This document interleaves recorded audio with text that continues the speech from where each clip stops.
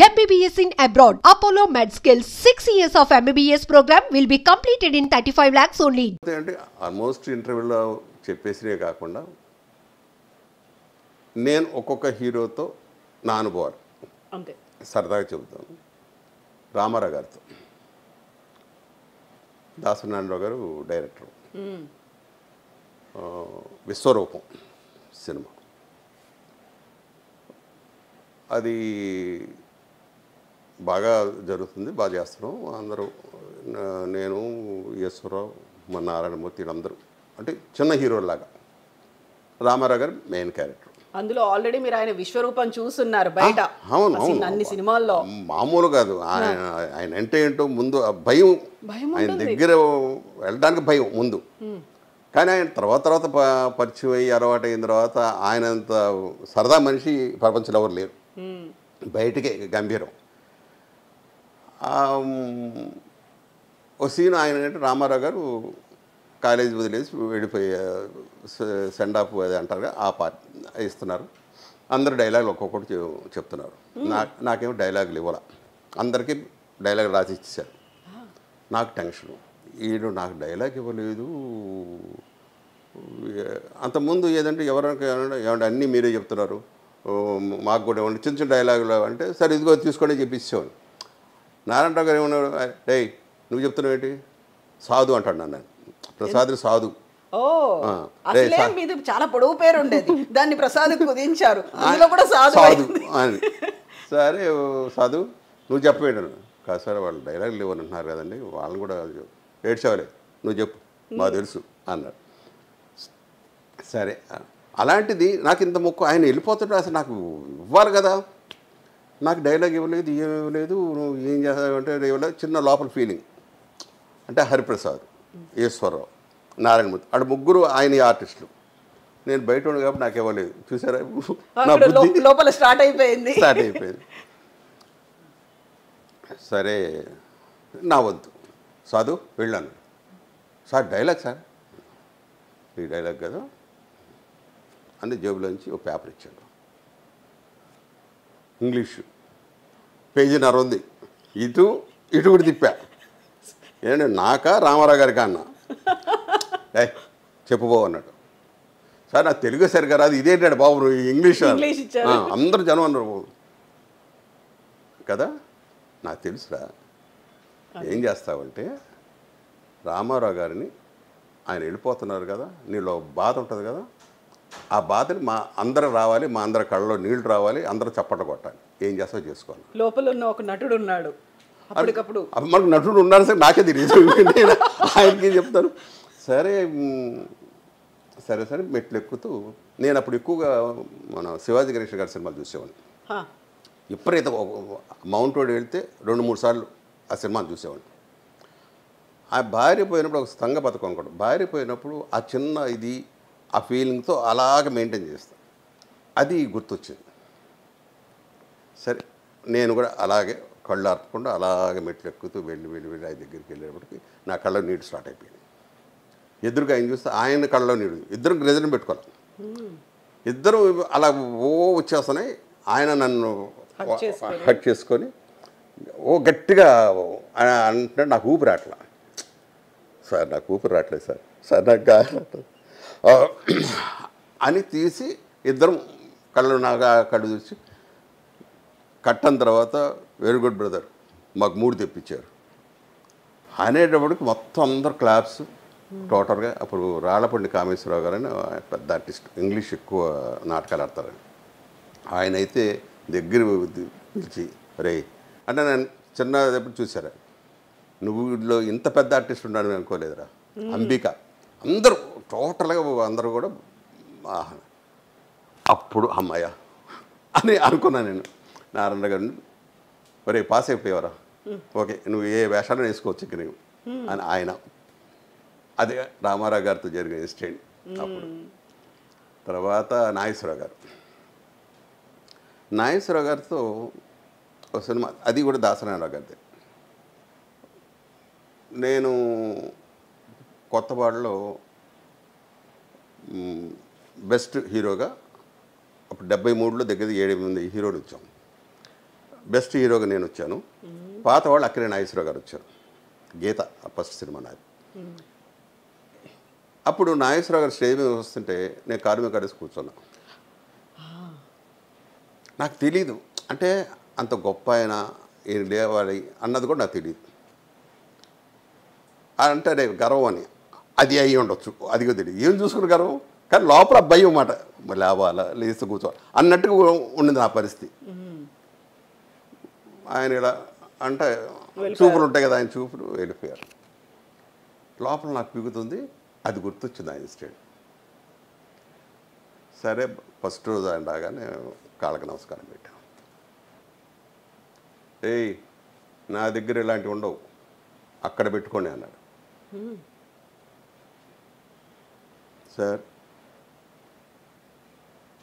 మీరంటే గౌరవం, మేము మాకన్నా వయసులో మీరు పెద్దోడు, మేము చిన్నవాళ్ళం, ఎందుకు పెడతామన్న దండం, మిమ్మల్ని కాకా పడతాను కాదు. పైగా మీకు వేషాలు కూడా లేవు, మీ ఉండే సంవత్సరానికి ఒకటో రెండో, నాకు సంవత్సరానికి 10-15 సినిమాలు ఉన్నాయి. ఇలాగే అన్నారు ఆయనతో. మరి ఏంటి అన్నాడు. ఈ ఇన్సిడెంట్ జరిగిందండి, అప్పుడు మీద కాలేసుకుని కూర్చున్నాను, అప్పుడు తప్పు చేశాను, ఆ తప్పు ఇప్పుడు సర్దిద్దుకున్నానండి అని. ఏడ్చేవాడే రా అని అప్పటి నుంచి ఆయన కూడా మొదలుపెట్టాడు. సాధు రా అని కబుర్లు చెప్పడం. ఆయనతో అలా జరిగిపోయింది. అదొక ఇన్సిడెంట్. ఇంకా కృష్ణ గారు నిజంగా దేవుడు. ఎన్నెన్నో కథలు ఆయన మీద దేవుడిని ప్రతి ఒక్కరు అంటారు.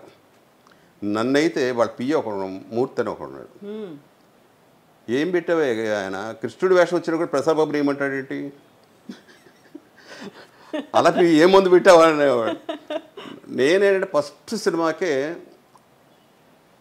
ఎలాగ ఉండాలో అలాగ మామూలు ఇలా అనేవాడిని. ఆయన పెద్దగా ఈ నమస్కారాలు ఇవన్నీ ఉండవు, నేను అలాగే వెళ్ళిపోయాను. అది దొంగల బేట త్రిమూర్తి ప్రొడక్షన్లో సైడ్ విలన్ క్యారెక్టర్. ఫస్ట్ రోజు చూసి ఆ సాయంకాలమే పొద్దున 14 నుంచి నాకు కబురు, ప్రసాద్ బాబుని పిలవండి, ఆ వేషానికి అతను పెట్టండి. 14 నుంచి అసలు నాకు ఎవరు తెలియదు. ఏంటంటే కృష్ణ గారిదయ్యా, అది రాత్రి నిన్న చేసావు కదా అందుకు పిలిచారు. ఆయన సైలెంట్గా ఉన్నా, ఏం చెప్పలే ఆయన. అసలు మీకు ఎవరెవరిది ఏ స్టూడియోలు ఏమున్నాయి, ఏం చేస్తారు, ప్రొడక్షన్ హౌస్లు ఏమి తెలియదు అసలు. ఇంకా చెప్తున్నాం కదా, ఇంటికి వెళ్ళామా తర్వాత కూడా నాకు అదే, ఎక్కడ ఏ ఆఫీస్ ఉన్నా తెలియదు, ఏ ఆఫీస్కి వెళ్ళడం, కబురుస్తే వెళ్ళటం, షూటింగ్ చేయడం, వచ్చేయడం, మేనేజర్ ఎవరు వస్తారు వారితో మాట్లాడుకోవడం అంతే. కృష్ణ గారితో శభాష్ బేబీ వాళ్ళ పద్మాలయ వాళ్ళదని మెయిన్ విలన్ వేషం. దాంట్లో చాలా మంచి పేరు వచ్చింది. అప్పుడు మురళీమోహన్ నుండి ప్రసాద్ జయకృష్ణ సినిమా తీస్తున్నాడు, ఒక్కసారి జయకృష్ణ కరువు అన్నాడు. ఆ ఆఫీస్ ఎక్కడో ఏంటో నాది అంటే నేను వచ్చి చూపించాలా అన్నాడు జోక్గా. కాదన్నా నాకు తెలీదు వాళ్ళు ఎవరో ఏంటో. సరే నీకు అయ్యా అక్కర్లేదు కానీ వాళ్ళు వస్తారులే, ఓకే అని. పొద్దునే మేనేజర్, సార్ జయకృష్ణ ఆఫీస్ నుండి మీరు ఒకసారి ఆఫీస్కి వస్తారని. సరే వెళితే అక్కడ బాపు గారు వెళ్ళగానే చొక్కా ఇప్పాను. దీంట్లో చొక్కా ఇప్పమంటాడు ఏంటి, ఎవరు వీళ్ళు అంటే ఆయన ఎవరు కూడా తెలియదు, నాకు బాపు గారు కూడా తెలియదు. అంటే పేపర్ నాలెడ్జ్ లేదు, బయట ప్రపంచం తెలియదు, కాకుండా సినిమాలో కనిపించాలి చేయాలి అంతే. హీరో అయిపోవాలి ఓహో అని కాదు, సినిమాలో కనిపించాలి, ఇంత వేషం ఓకే కనిపించాలి అన్నదే మెయిన్. హీరో అవ్వాలనేది లేదు, అది లేదు. అబ్బి అంత ఇది మనకుందని నాకు తెలియదు, వద్దు అన్నదే. ఏదో వచ్చామా 4-5 వేషాలు వేసుకుని వెళ్ళిపోయాం అంతే. సరే తీయమని సార్ చొక్కా ఇప్పాను, నువ్వు పో అన్నాడు. ఏం చూసారు, చొక్కా ఇప్పమన్నాడు, ఇప్పాను, చూసాడు, పో అన్నాడు. యాక్టర్ కావాల్సింది డైలాగ్స్ డైలాగ్ చెప్పాలి, అసలు ఏ డైలాగ్ అన్నది అసలు అడగల. వెళ్ళిపోయాను. కన్ఫామ్ అయ్యా నువ్వే భీముడు అని ఒక క్యాసెట్ ఇచ్చారు. భీముడు అంటారు ఏమిటని అనుకున్నా. సేవడు అసిస్టెంట్ డైరెక్టర్ని అడిగా, ఏంటయ్యా ఇది అంటే, పెద్ద వేషం ఇది కృష్ణరాజు గారు వేయాలనుకున్నారు, దీనికి ఒక పాట కూడా ఉంది అని నాకు భయం పట్టుకుంది. ఈ క్యాసెట్ ఏంటన్నా, ఇది కన్నడలో తీశారు, ఇది చూసామంటే నీకు ఒక ఐడియా వస్తుంది. సర్లే అన్నాను. అది చూడాల పక్కన పడేశాను. నాకేంటంటే ఒక అతను చేశాడు, ఓకే బ్రహ్మాండం చేసి ఉండొచ్చు, కానీ చూస్తే డెఫినెట్గా అతని టైపు కాపీ కొడతానా లేదు నేను చేసుకోవాలా కన్ఫ్యూజ్ అయిపోతాను. ప్రతిసారి కంపారిజన్ అనేది చూసుకుంటారు మీరు. అంతేగా మరి అన్నప్పుడు వద్దు అని మనసులో అనుకొని చూడలేం. వీళ్ళు అడిగారు చూశానండి నేను, సరే బాగా చేసుకోవాలి. కృష్ణరాజు గారు అందరు మురళీమోహన్ అందరు ఒక రోజు 2 రోజులు అలాగ ఆ క్యారెక్టర్ ఎక్కడికి పోదు. నాకు నేను చాలా పెద్ద వేషం, మనం చాలా జాగ్రత్తగా చేసుకోవాలనుకున్నాం. పోటీ అప్పుడేంటి మాకు అందరు కుర్రోళ్ళతోనే పోటీ. వాడు ఎన్ని సినిమాలు చేస్తున్నాడు, వీడు ఎన్ని సినిమాలు చేస్తున్నాడు, మనం ఎందుకు తక్కువలో ఉన్నాం, మనం కూడా ఎక్కువ చేయాలి. ఇదే తప్ప యాక్టింగ్ ఇది కాదు, ముందు పోటీ అంతే. వాళ్ళలోంచి మనం గొప్పవాడు అయిపోవాలి. మన ఊరి పాండవుల్లో భీముడి క్యారెక్టర్ పెద్ద పేరు వచ్చింది. ఓవర్ నైట్ రిలీజ్ అయిన 2వ రోజే దగ్గర ఒక 30-40 సినిమాలు స్టిల్ ఇప్పటిదాకా కూడా అదే. తర్వాత నా క్యారెక్టర్ చాలా వేషాలు వేసాను, అన్నింటిలో మంచి పేరు, కానీ చెప్పుకోవడానికి మొదలు నాకు మనోహర్ పాండవలే చాలా మంచి పేరు వచ్చింది.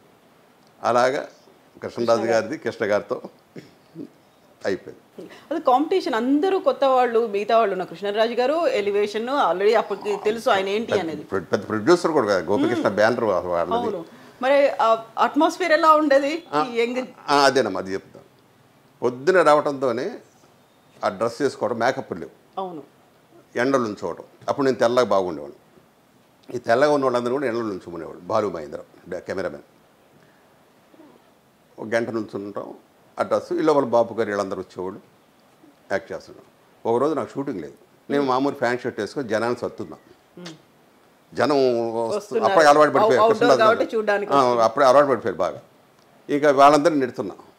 ఎవరు ఆ కుర్రోడు? బాపు గారు అడిగారట, మన భీముడు కృష్ణరాజు, మన భీముడు అండి. ఏంటి ఇంత బాగున్నాడా? అంటే భలేవాళ్ళే, అదే చాలా గొప్ప వేషం, అది ఆడికి అది మంచి పేరు వస్తుంది అది అని కృష్ణరాజు గారు అప్పుడే చెప్పారండి. ఆడొక్కడికే మంచి పేరు వస్తుంది అని చెప్పాను. తర్వాత నిజంగా అంత మంచి పేరు వచ్చింది, బాగానే చేసాం. ఇలాగా ఆల్మోస్ట్ అందరూ హీరో బాలయ్య గారు అని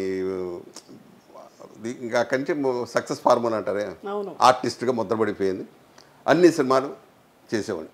కాకపోతే ఎక్కువ 40-50 సినిమాలు 40-50 రోజులు అడిగితే ఆడది తప్పించుకొని అది ఎంత పెద్ద హీరో వేసారు ఇటు వచ్చేవాడు. ఎక్కువ సినిమాలు చేయాలి, నెంబర్లు అంతే. 40-50 రోజులు అడిగారంటే మోస్ట్ పవర్ఫుల్ రోలే అయ్యి ఉంటుంది మీకు. నేను అది ఫస్ట్ కొత్తలో అలాగే దెబ్బతిన్నాను. 40-50 రోజులు అడిగి మహా అంటే 4-5 రోజులు చేసేవాడు, మిగతా రోజులన్నీ అలా ఉండేది, ఊరికి అలా ఉండిపోయి చెప్పేవాడు కాదు. ఇదేదో మనకి అచ్చురాదు అని ఇటు వచ్చేసేవాడు. వాళ్ళు తర్వాత ఎవరన్నా కాదు ప్రసాదబాబు వెయ్యాలి అని ఎవరన్నా పట్టుబట్టి ఇచ్చేస్తే అప్పుడు చెప్పేవాడు. నా పరిస్థితి ఎన్ని రోజులు ఉన్నాయో చెప్పండి, కరెక్ట్గా అన్ని రోజులు నేను చేస్తాను. ఆ తర్వాత మెల్లిమెల్లిగా అందరూ జనానికి కూడా అలవాటు పడిపోయారు. ఉన్న రోజు చెప్పడం, అవి చేసుకోవడం. ఒకరోజు ఉన్నా చేసేవాడిని, గంట ఉన్నా చేసేవాడిని. అది కౌంటింగ్ రావాలి నాకు. అలాగా అందరి హీరోలతో చాలా బాగా చేసేవాడు. ఇలాగ ఇంకా శోభన్ బాబు గారితో అయితే ఎక్కువ నేను పిలిచేవాడిని. ఆయనతో ఆల్మోస్ట్ ఎక్కువ నా పేరు చెప్పేవాడు ఆయన. కృష్ణరాజు గారు కానీ, కృష్ణ గారు కానీ, శోభన్ బాబు, వీళ్ళు ముగ్గురు కూడా నా పేరే చెప్పేవాడు. ఏదన్నా ప్రాబ్లం వస్తే నేను వాళ్ళ మేనేజర్ చెప్పేవాడు, నాకు ఇలా ప్రాబ్లం ఉంది, ఏదన్నా ఉంటే అంటే ఏం పర్వాలేదు మేము చూసుకుంటాం, ఒప్పుకోమని ఉంది వాడిని. ఇలాగనే వాడు సొంత తమ్ముళ్ళ చూసుకున్నారు వీళ్ళు ముగ్గురు. నిజంగా ప్రతి సినిమాలో చేసేవాడు.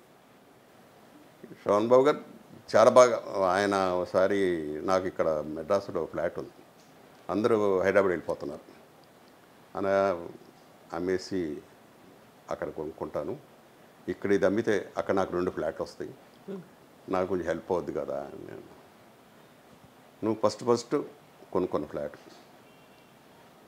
నువ్వు అది అమ్మితే నీ కొడుకు ఒకటి ఉంటుంది ఇక్కడ, నువ్వు నీ మెంటాలిటీ నువ్వు అక్కడికి వెళ్ళి సినిమాను ఇంకో ఏదో చేసి తగలేస్తావు, నువ్వు అక్కడికి వెళ్ళి సంపాదించు, 1 కాదు 10 కొనుక్కో, ఇది మటుకు అమ్మద్దు అన్నాడు.